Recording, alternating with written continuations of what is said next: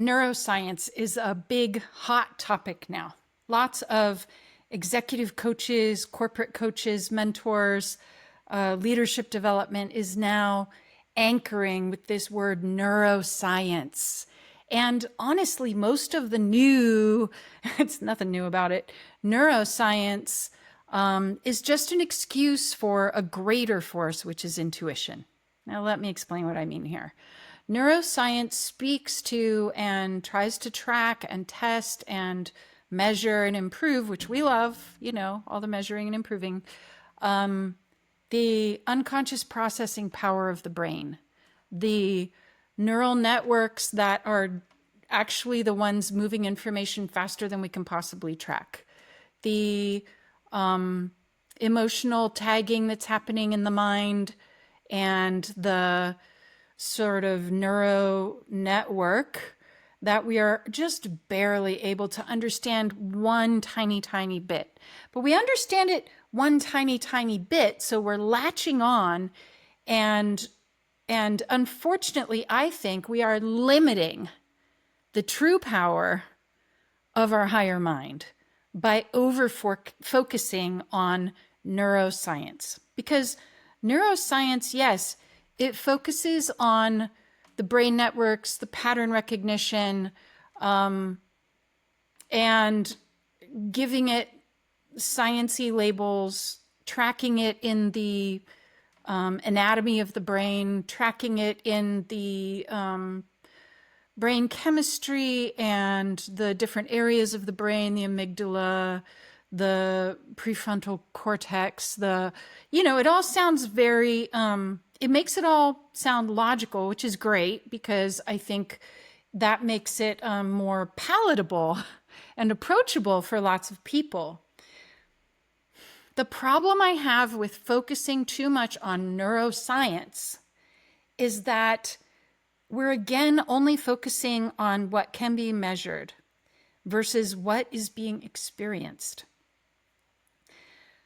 So, those of us that have realized or built and developed our gifts for knowing things that we shouldn't possibly know, no matter how much faster our neuro processing is happening, like for being able to read, for example, things that have never been spoken aloud, to be able to tune into things that haven't happened yet, to be able to bring messages through for other people that we've never met on the other side of the planet that reflects their reality better than they can. None of this can be explained by straight neuroscience.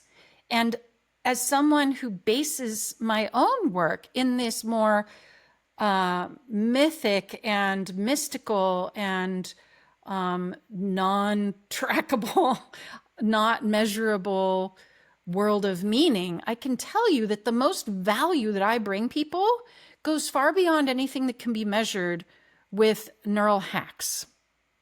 And the biggest leaps I've seen my own clients make in terms of their efficiency and their leadership power and their magnetism and their own personal feeling of satisfaction and connection with all that is, go far beyond hacking their neural networks.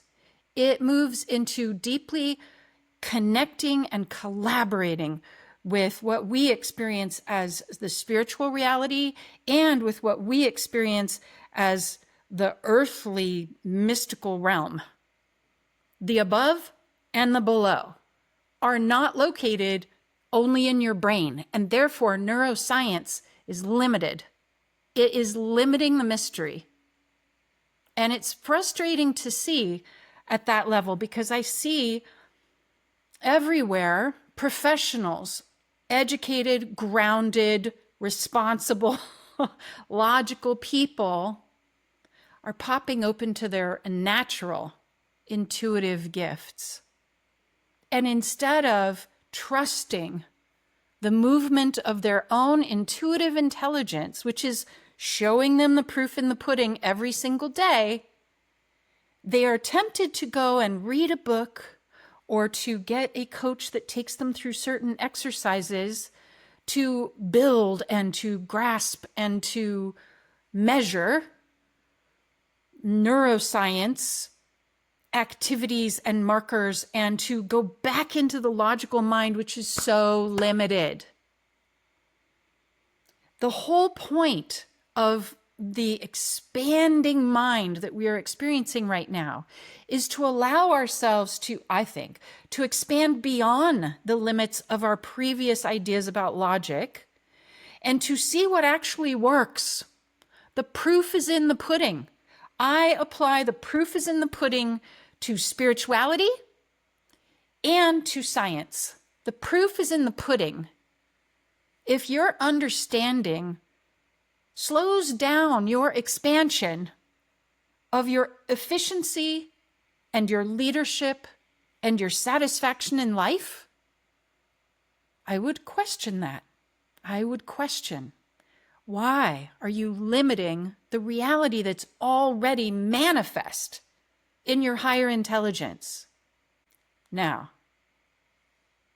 it's great that we're all studying neuroscience because we're finally waking up to the fact that the mind is much more complex and, dare I say, mystical and mycelial than we ever could have imagined. But when the word and the topic and the study and the practices of neuroscience become so obsessive and tied to only what can be measured, we miss out on the power of the mystery. That's the true activated power that we're trying to locate as we study neuroscience. Now, I'm not saying that we should give up the study of neuroscience, but let's keep it in its box, shall we? While we also expand beyond the box, while we notice what's actually happening. Let's not blind ourselves to the reality of the proof is in the pudding while we again become myopic in only the tiny logical areas of the brain. Let's not study the mystery of the mind so much that we shut down the mystery of the mind again and come back into some stringent, logic-based system that doesn't allow us to have our full impact as leaders, as teachers, as responsible parents, and as good people in relationship. Neuroscience is great for what it's great for, and that's opening the can of worms for heady people. Because new agey, woo-woo, super woo stuff is not going to be accepted by heady, intelligent, super educated people. They're much more likely to embrace neuroscience hacks at first. But friends, as soon as those neuroscience hacks start opening you to a greater reality that dives into a wider understanding and collaboration with reality itself, don't shut that down to get back in the classroom or to limit yourself to an underground laboratory of neuroscience. Thank you for listening to my rant of the day. I'm curious as to what you think. We are on the precipice, I think, of a strong advance in leadership that includes our natural, intuitive, co-creative powers with our brilliant minds and our use of technology, hopefully intelligent use of technology, to combine and have the best of both worlds. My concern is over-reliance on science, and science only in this measurable hard science way of even looking at the mystery is going to limit your experience. It's going to potentially talk you out of what's actually true for you. Or it could lead to the further compartmentalization of what you deeply spiritually intuitively know, your secret gut feeling that you might not speak aloud because you're not sure people will understand what it is, when it's usually your highest wisdom coming through that knowing, that gut feeling. Don't throw that away and focus only on the old stuff in the boxes. That is not what this evolution of humankind is about. Instead, let them both relate to one another. Let them both relate. Because where they both are in the room, that's, I think, where the most efficient processes and powerful innovations and greatest solutions for the world come from. What do you think? Right? Wrong? I'm curious what you think.